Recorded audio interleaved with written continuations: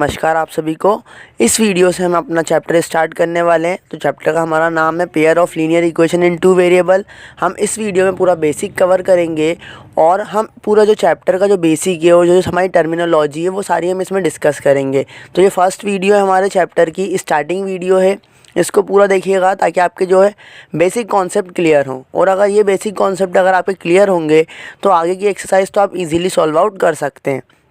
तो देखिए स्टार्ट करते हैं। आप लोगों को दिख रहा है चैप्टर का नाम pair of linear equation in two variable. सबसे पहले मैंने डेफिनेशन लिख रखी है लीनियर इक्वेशंस की, आप लोगों को दिख रहा होगा। लीनियर इक्वेशंस मतलब क्या होता है, देखो अगर हम चैप्टर स्टार्ट कर रहे हैं pair of linear equation in two variable, तो जो छोटी छोटी टर्म्स यहाँ पे आती हैं उनका मतलब हम लोगों को पता होना चाहिए। इसीलिए मैंने सबसे पहले डेफिनेशन ली है लीनियर इक्वेशन की डेफिनेशन। तो लीनियर इक्वेशन मतलब क्या होता है, देखो all those equation in which highest power of variable और डिग्री इज़ 1। हमने पॉलिनोमियल चैप्टर में भी पढ़ा था कि वो लीनियर इक्वेशन क्या होती हैं कि जिसकी डिग्री या हाईएस्ट पावर ऑफ वेरिएबल, जिसमें वेरिएबल की हाईएस्ट पावर 1 होती है, वो हमारी लीनियर इक्वेशन कहलाती हैं। देखो मैंने कुछ एग्जांपल भी ले रखे हैं, जैसे कि 2x + 7 = 0, x + y = 9, x + y + 2z = 24। ये तीनों अलग अलग कैटेगरी हैं। देखो पहली वाली जो मैंने एग्जांपल है ना 2x + 7 = 0, इसमें हमारा क्या है, इसमें हमारा ये लीनियर इक्वेशन है क्योंकि इसकी जो डिग्री है वेरिएबल की जो पावर है वो 1 है ना। लेकिन ये लीनियर इक्वेशन इन 1 वेरिएबल है क्योंकि इस पूरी इक्वेशन में एक ही वेरिएबल दिख रहा है आपको जो कि x है। सिमिलरली जो मैंने सेकंड एग्जांपल लिया है x + y = 9, ये जो आपका एग्जांपल है ये linear equation in two variable का एग्जांपल है। मतलब जो हमारी लीनियर इक्वेशन है वो मल्टी वेरिएबल में भी हो सकती है, मतलब एक ही लीनियर इक्वेशन में बहुत सारे डिफरेंट वेरिएबल भी हो सकते हैं। ठीक है, तो वो चीज़ समझाने के लिए मैंने आपको तीनों जो है अलग अलग यहाँ पे एग्जांपल लिए हैं। थर्ड वाला एग्जांपल क्या है हमारा, x + y + 2z = 24। इसका मतलब क्या हुआ, ये भी हमारी लीनियर इक्वेशन है, लेकिन ये किस फॉर्म में लीनियर इक्वेशन है, लीनियर इक्वेशन इन 3 वेरिएबल। तो जो हमारा चैप्टर का नाम है pair of linear equation in two variable, हम इस चैप्टर में पूरा जो इक्वेशन लीनियर इक्वेशंस के बारे में स्टडी करेंगे। इसमें हमको 2 वेरिएबल्स देखने को मिलेंगे। बेसिकली हम दोनों वेरिएबल्स को क्या बोलते हैं, x और y। चलिए नेक्स्ट देखिए मैंने क्या डेफिनेशन लिखी है linear equation in two variable. तो देखो इसकी डेफिनेशन समझो, और बहुत बेसिक चीज़ें हैं ये। All those linear equation in which there are maximum 2 variables, वो सारी लीनियर इक्वेशन जिसमें सबसे ज़्यादा या बोल सकते हैं मैक्सिमम 2 ही वेरिएबल हों, वो लीनियर इक्वेशन हमारी कहलाती हैं 2 वेरिएबल। ठीक है, बहुत बेसिक सी डेफिनेशन है। एग्जांपल देखो 4x + 3y = 24। यहाँ पे 2 वेरिएबल कौन कौन से हैं, x और y, यहाँ पे 2 वेरिएबल हैं। Similarly second example 7x + 4y = 4, यहाँ पे भी हमारे 2 वेरिएबल हैं x एंड y। बाकी की जो सारी टर्म्स है 7, 4 और 4 वो हमारे कांस्टेंट टर्म है, और इनको हम एक अलग नाम से भी जानते हैं कोफिशिएंट। जो x के साथ मल्टीप्लाई में होता है उसे हम बोलते हैं कोफिशिएंट ऑफ x, जो y के साथ मल्टीप्लाई में होता है उसे हम बोलते हैं कोफिशिएंट ऑफ y। चलिए थर्ड एग्जांपल देखिए x - y = 10। Similarly s + 2t = 18। ये वाला एग्जांपल मेरे को लिखने की क्यों ज़रूरत लगी, क्योंकि ऐसा कंफ्यूज मत होना कि वेरिएबल सिर्फ हमेशा x और y ही रहेंगे।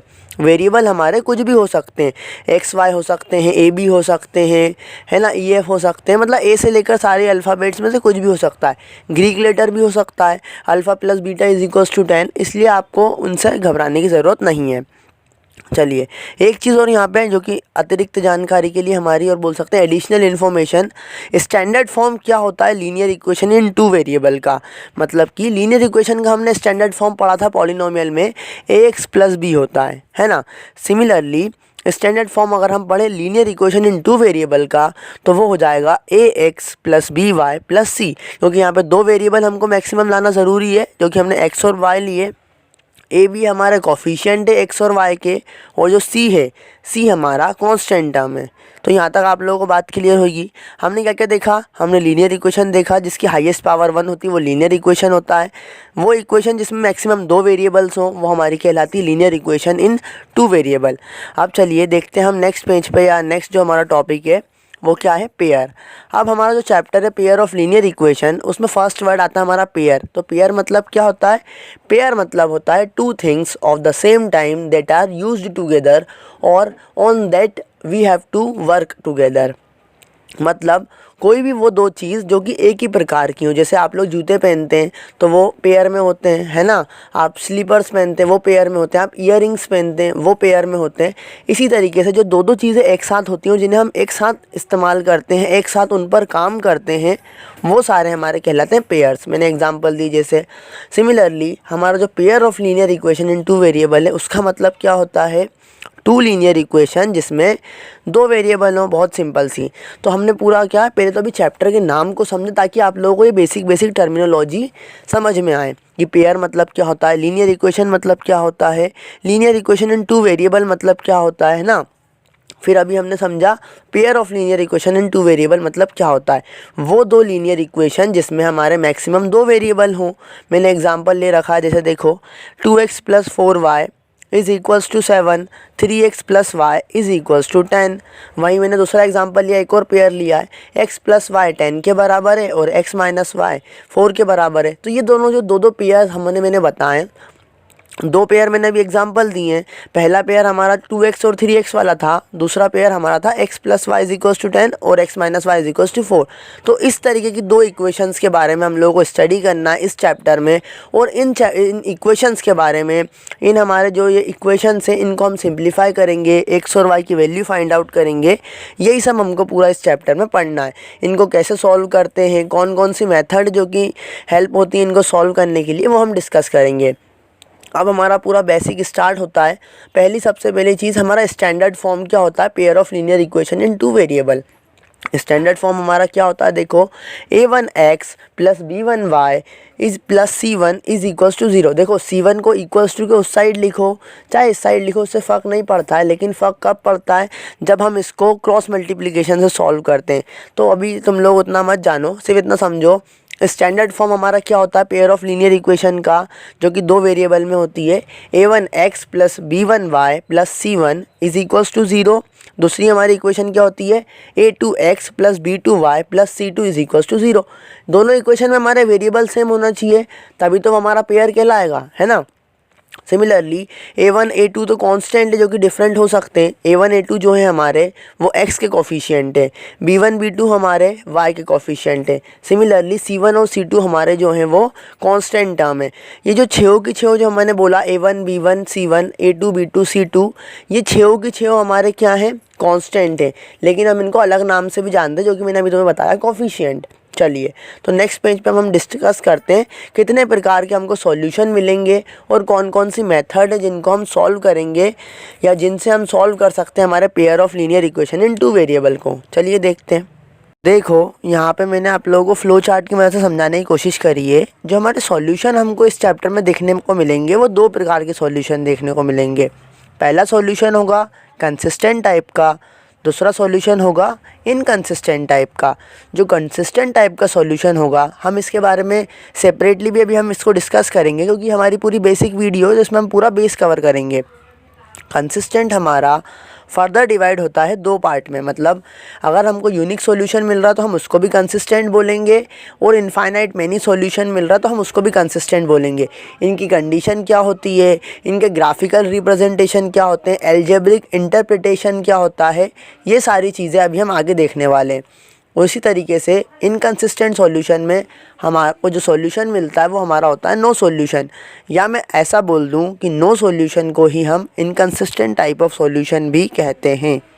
जो हमारा इनफाइनाइट मैनी सॉल्यूशन होता है उसको हम डिपेंडेंट टाइप के सॉल्यूशन में भी रखते हैं, है ना। ये सब हम डिस्कस करेंगे। एक और चीज़ नीचे आप लोगों को दिख रहा होगा, नेक्स्ट हमारा क्या है, कितनी मेथड से हम इसको सॉल्व कर सकते हैं, है ना। कौन कौन सी मेथड है जो हम सॉल्व करने वाले हैं। तो अपनी बुक में तो हमको सिर्फ 4 मेथड देखने को मिलती है, लेकिन मैं आप लोगों को एक एक्स्ट्रा मेथड भी पढ़ाऊंगा जो कि है परावर्तिया। तो सबसे पहले हम लोग हमारे चैप्टर में या हमारी एक्सरसाइज में कौन सी मेथड सीखेंगे, ग्राफिकल मेथड। जिसमें हम क्या करेंगे, हमारी दो जो हमारे लीनियर इक्वेशन रहेंगी, जो पेयर ऑफ लीनियर इक्वेशंस रहेंगी, उनको हम क्या करेंगे, ग्राफिकल मेथड से सॉल्व करेंगे। दूसरी हमारी मेथड का नाम है एलिमिनेशन, इसको भी हम अच्छे से समझेंगे। बुक में पहले सब्स्टिट्यूशन दी है तो हम पहले सब्स्टिट्यूशन देखेंगे, देन हम एलिमिनेशन देखेंगे। तो सेकेंड नंबर पर हो गई हमारी सब्स्टिट्यूशन, थर्ड नंबर पर हो गई हमारी एलिमिनेशन। दोनों ही बहुत इंपॉर्टेंट है, सब्स्टिट्यूशन और एलिमिनेशन तो सबसे ज़्यादा इंपॉर्टेंट है, क्योंकि इनसे ही क्वेश्चन एग्जाम में आते हैं। ग्राफिकल बेसिकली थोड़ा कम आता है एग्ज़ाम में, लेकिन फिर भी नॉलेज पॉइंट ऑफ व्यू से और हम लोगों को पता होना चाहिए। इसमें हम क्या क्या सीखेंगे कि हम ग्राफ कैसे प्लॉट करते हैं, किस तरीके से दोनों लाइन को ड्रॉ करते हैं, और ग्राफ देख के हम बताते हैं कि सॉल्यूशन कंसिस्टेंट है कि इनकंसिस्टेंट है, ये सारी चीज़ें। फोर्थ हम पढ़ेंगे हमारी क्रॉस मल्टीप्लिकेशन मेथड। फोर्थ हमारी जो सॉल्यूशन जिससे हम फाइंड करेंगे, फोर्थ मेथड वो है हमारी क्रॉस मल्टीप्लिकेशन। सिमिलरली जो फिफ्थ टाइप का हमारा होगा, जो कि अपनी बुक में नहीं है लेकिन फिर भी हम उसको जानेंगे, उस मेथड को बोलते हैं परावर्त्य मेथड। परावर्त्य मेथड और क्रॉस मल्टीप्लिकेशन मेथड दोनों लगभग सेम ही होगी, जो कि अपन डिस्कस करेंगे। चलिए, तो नेक्स्ट पेज में हम देखते हैं सेपरेटली हमारा यूनिक सॉल्यूशन की क्या क्या कंडीशंस होती हैं, क्या ग्राफिकल रिप्रेजेंटेशन होता है और क्या एल्जेब्रिक इंटरप्रिटेशन होता है। चलिए देखते हैं। तो पहला हमारा जो सॉल्यूशन टाइम जिसको सेपरेटली देखने जा रहे हैं, वो हमारा है यूनिक सॉल्यूशन। पहला जो हमारा है वो यूनिक सॉल्यूशन है। मैंने यहाँ पे जनरल हमारा जो स्टैंडर्ड फॉर्म होता है pair of linear equation in two variable का, वो भी मैंने लिख रखा है। क्या होता है हमारा standard form, ax plus B a1x plus b1y plus c1 is equals to 0। Similarly दूसरी इक्वेशन क्या होगी हमारी, a2x plus b2y plus c2। यहाँ पे ध्यान रखना a1 b1 c1 और a2 b2 c2 हमारे कांस्टेंट है और x और y हमारे वेरिएबल है। पहली चीज़, यूनिक सॉल्यूशन के लिए हमारी कंडीशन कौन सी होती है, जो कि मैंने लिख रखी है, आप लोगों को दिख रही है। a1 अपॉन a2 कभी भी बराबर नहीं होना चाहिए b1 अपॉन b2 के। ये थोड़ा सा नया लग रहा होगा, लेकिन जब हम इसकी प्रैक्टिस करेंगे और क्वेश्चन सॉल्व करेंगे तो आपको बहुत ईजी हो जाएगा। कहने का मतलब मेरा क्या है, अगर हम दोनों इक्वेशन में से a1 a2 हमारे क्या है, x के कोफिशिएंट, उसका रेशो निकालें, दूसरी ओर b1 b2 हमारे क्या है, y के कोफिशिएंट, हम उसका रेशो निकालें, और अगर वो दोनों रेशो बराबर नहीं है, इसका मतलब जो हमारा ग्राफ है या जो हमारी बोल सकते हैं जो हमारी इक्वेशंस हैं, वो क्या देंगी, हमें यूनिक सॉल्यूशन देंगी। मतलब हमें एक ही प्रकार का सॉल्यूशन मिलेगा, हमें एक ही x की और एक ही y की वैल्यू मिलेगी, जो कि दोनों इक्वेशन को सेटिस्फाई करेगी। ये तो हमारी हो गई कंडीशन की बात कि यूनिक सॉल्यूशन में कंडीशन क्या होगी हमारी, a1 upon a2 is not equals to b1 upon b2। ये बहुत इंपॉर्टेंट चीज़ समझा रहा हूँ, तो ध्यान से समझिएगा। दूसरी चीज़ मैंने लिख रखी ग्राफिकल रिप्रेजेंटेशन। मैंने जनरल एक एग्जांपल ले लिया है, जैसे कि x plus Y minus 6 is equals to 0, x minus Y is equal minus 2 is equals to 0। Simple तो हमारी इक्वेशन है, पेयर ऑफ लीनियर इक्वेशन है। इसका अगर मैं ग्राफ प्लॉट करूँगा तो जैसा मैंने ग्रीन पेन से लिख रखा है, आप लोगों को दिख रहा होगा, मुझे इंटरसेक्टिंग लाइंस मिलेंगी। इसका मतलब हमेशा यूनिक सॉल्यूशन का जो ग्राफ होता है वो इंटरसेक्टिंग लाइंस होता है, और जो जिनका अगर a1 अपॉन a2 बराबर नहीं है b1 अपॉन b2 के, है ना, तो हमेशा वो दोनों लाइंस हमारी इंटरसेक्टिंग लाइन देंगी, और ये सॉल्यूशन होगा, इस सॉल्यूशन को हम बोलेंगे यूनिक सॉल्यूशन। यूनिक सॉल्यूशन हमारा कौन से सॉल्यूशन के अंडर में आता है, कंसिस्टेंट टाइप ऑफ सॉल्यूशन। तो ये भी ध्यान रखिएगा। इसका एल्जेब्रिक इंटरप्रिटेशन क्या है, सिंपल सी चीज़ कि जो ये हमारा यूनिक सॉल्यूशन है वो एग्जैक्टली एक ही सॉल्यूशन देता है, मतलब x और y की सिर्फ एक ही वैल्यू हमको देखने को मिलेगी। लास्ट में जो पॉइंट लिखा है, जो कि मैं ऑलरेडी बता चुका हूँ, कि जो यूनिक सॉल्यूशन है वो हमें क्या देगा, कंसिस्टेंट टाइप का सॉल्यूशन देगा। यहाँ पे तीन चीज़ इंपॉर्टेंट याद रखने वाली है। पहली, यूनिक सॉल्यूशन की कंडीशन क्या होती है कि a1 upon a2 is not equals to b1 upon b2। दूसरी हमारी इंपॉर्टेंट चीज़ क्या है, graph obtained by unique solution. Unique solution से हमें ग्राफ कौन सा मिलता है, तो सिंपल सा आंसर हो जाएगा इंटरसेक्टिंग।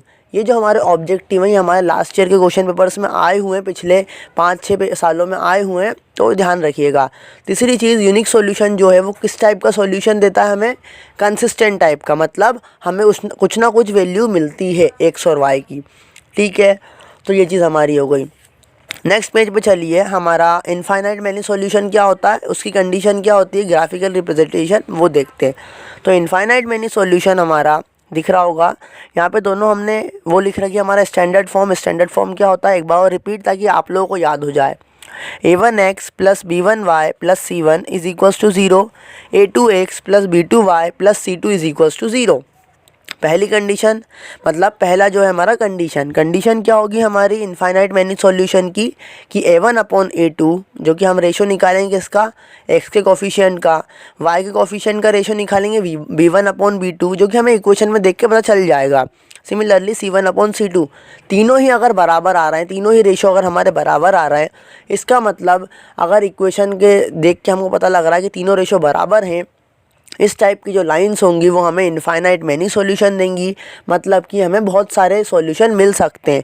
ठीक है, आप लोग जब इनमें इक्वेशन में वैल्यूज़ पुटअप करके देखेंगे, आप एक x की वैल्यू पुट करेंगे आपको y की डिफरेंट वैल्यू मिलेगी।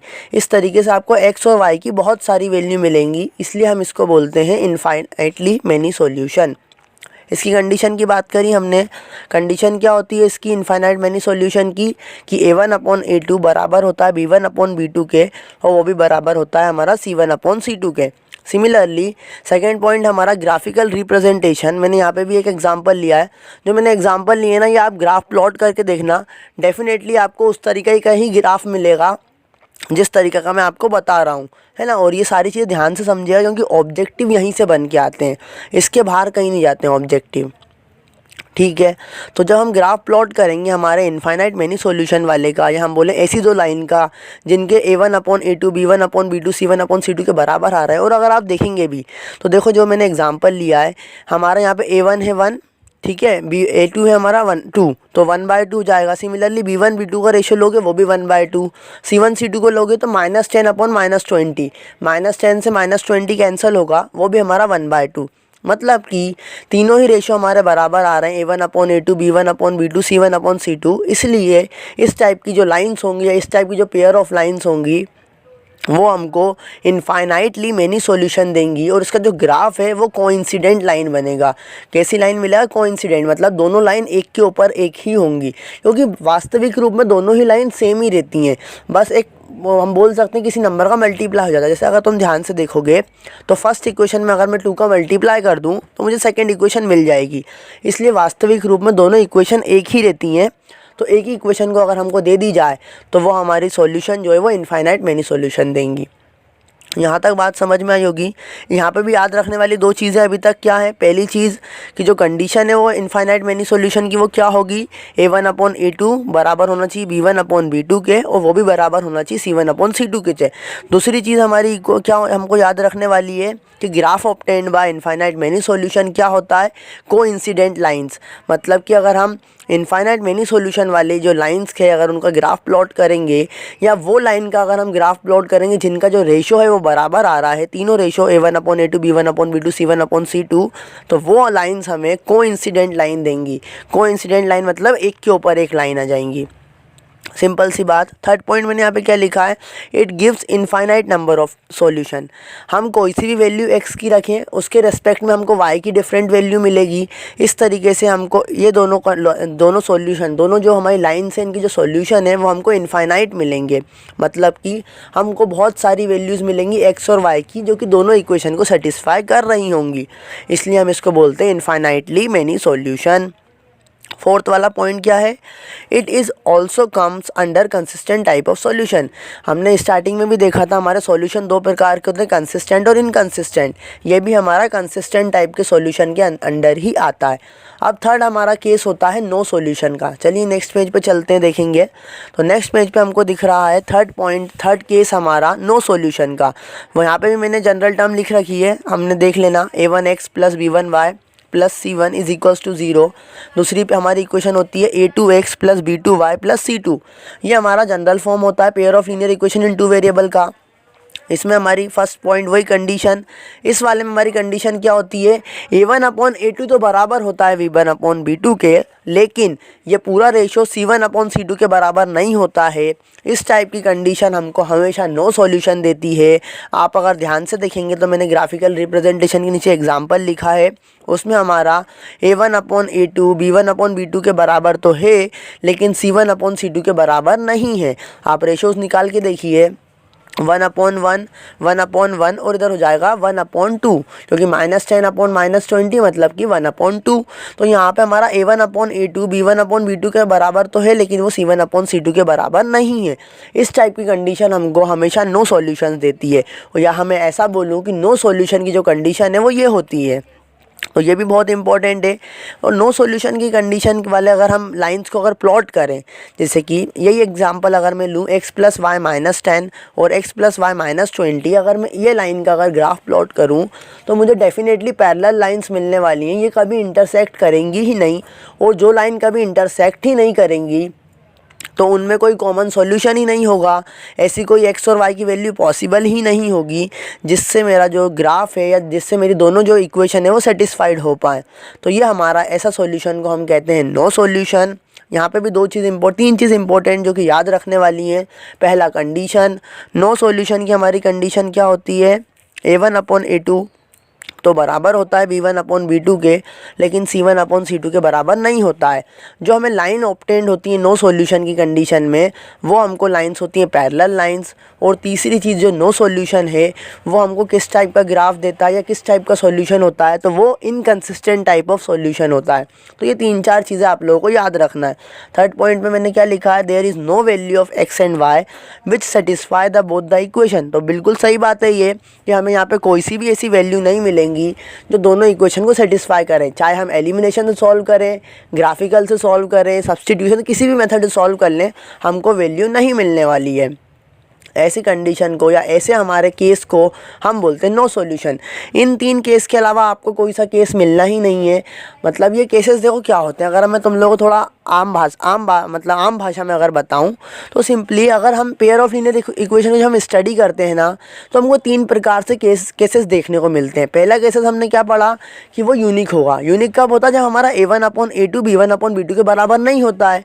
अब इसके अलावा हमारा एक केस क्या हो सकता है कि तीनों ही बराबर हो। अगर तीनों ही रेशो बराबर है तो वो हमारा केस हो जाएगा इनफाइनाइट मेनी सॉल्यूशन का।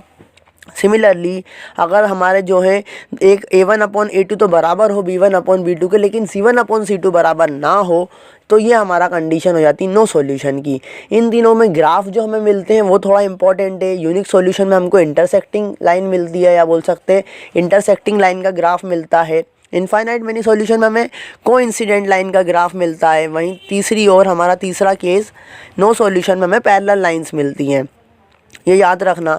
अब हम देखो लास्ट में थोड़ा सा इन सब को समराइज़ करके मैंने एक टेबल में लिखा है, हम वो रीड कर लेते हैं। चलिए देखिए, आप लोगों को दिख रहा होगा मैंने पूरा फ्लो चार्ट तो नहीं, मैंने एक टेबल बना रखी है यहाँ पे। तो टेबल में मैंने देखो सबसे पहले क्या लिखा है, वो जो हमारा नंबरिंग रहती है नंबरिंग। सेकंड पे मैंने केसेस लिखे हैं। थर्ड में मैंने कंडीशन लिखी है। फोर्थ में मैंने लिखा है ग्राफिकल रिप्रेजेंटेशन क्या होता है। फिफ्थ में मैंने उनका ग्राफ बनाया है।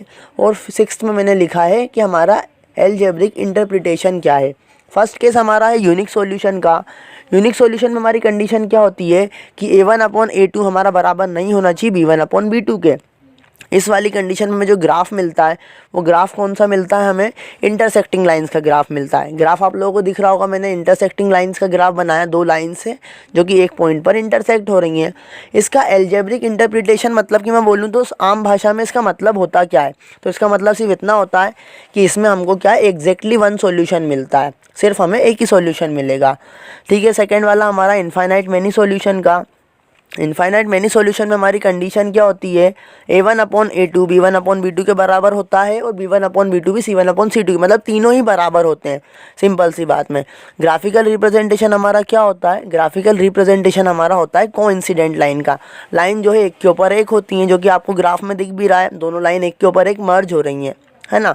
सिमिलरली इसका भी हमारा जो एल्जेब्रिक इंटरप्रिटेशन क्या होता है, इसमें हमको बहुत सारे सॉल्यूशन मिलते हैं, मतलब x और y की हमको इनफाइनाइट वैल्यू मिलती है, इसीलिए तो इसका नाम पड़ गया infinite many solution. Third solution हमारा क्या होता है, नो सॉल्यूशन का। नो सॉल्यूशन हमारा थर्ड जो हमारा केस है वो नो सॉल्यूशन का है। नो सॉल्यूशन में हमारी कंडीशन क्या होती है कि जो A1/A2 होता है वो तो बराबर होता है B1/B2 के, लेकिन दोनों ही हमारे बराबर नहीं होते हैं C1/C2 के। सिमिलरली जो हमारा इसमें ग्राफ मिलता है हमें देखने को, वो हमारा पैरेलल लाइंस का मिलता है, जो कि मैंने बनाया भी है। पैरेलल लाइंस हमें मिलेंगी और इसका जो हमारा इंटरप्रिटेशन है एल्जेब्रिक, वो हमारा हो जाएगा नो सॉल्यूशन। तो सिंपल सा ये हमने पूरा एक चार्ट में डिस्क्राइब करा। ये पूरा हमारा बेसिक यहाँ पे कंप्लीट होता है। अगर आपने ये पूरा अच्छे से समझा है तो आप लोगों को आगे के जो हमारे क्वेश्चन आंसर्स हैं वो करने में कोई प्रॉब्लम आना ही नहीं है। नेक्स्ट वीडियो में हम लोग देखेंगे हमारा ग्राफिकल रिप्रेजेंटेशन या ग्राफिकली हम कैसे सॉल्व करते हैं इक्वेशंस को, वो हम डिस्कस करेंगे। और एक्सरसाइज जो हमारी 3.1 है उसके बारे में थोड़ी सी चर्चा की जाएगी। चलिए इस वीडियो में इतना ही, मिलते हैं नेक्स्ट वीडियो में। वीडियोस अगर अच्छी लग रही तो प्लीज़ लाइक करिए, अपने दोस्तों के साथ शेयर करिए ताकि वो भी ये सब देख सकें। और हाँ, चैनल को सब्सक्राइब नहीं करा हो तो चैनल को सब्सक्राइब करें। धन्यवाद, बाय बाय, मिलते हैं नेक्स्ट वीडियो में।